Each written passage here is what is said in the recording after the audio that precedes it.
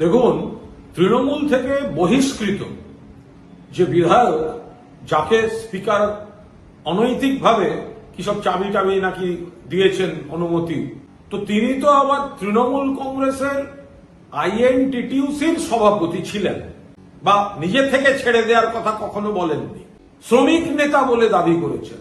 তো গত কয়েকদিনে যতবার মুখ্যমন্ত্রী এবং বিজেপি নেতাদের সঙ্গে সৌজন্যের জন্য কখনো দিল্লিতে গিয়ে গাড়ির গ্যারেজে, কখনো অমুক, কখনো এইসব করেছেন, একবার রিকোয়েস্ট করেছেন যে বিনা পুনর্বাসনে হকারদের জীবনের উপর বুলডোজার চালানোটা বন্ধ হোক?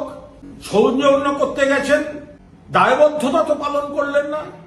তৃণমূল কংগ্রেস, মমতা বন্দ্যোপাধ্যায় নিজে নেমেছেন, আর আজকে প্রশাসনিক মিটিংয়ে এই কুণাল ঘোষকে, বেলেঘাটার বিধায়ককে মুখ্যমন্ত্রীর সামনে লিখিতভাবে এবং আমার বক্তব্যে বলতে হয়েছে অনুরোধ, হকার বন্ধুদের উপর বিনা নোটিশে উচ্ছেদটা বন্ধ করুন, সময় দিন, আলোচনা করুন, জনপ্রতিনিধিদের ইনভলভ করুন, কিন্তু এটা বন্ধ করুন।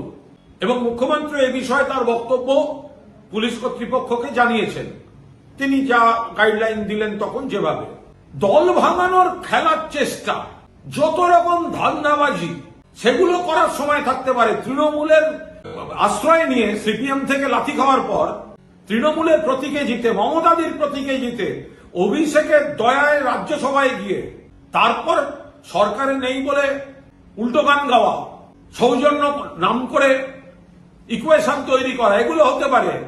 শুধু শ্রমিক নেতা হকারের স্বার্থের কথাটা আর বলতে পারে না, তখন শুধু কিভাবে পেছনের দরজা দিয়ে চেয়ার নেওয়া যায়।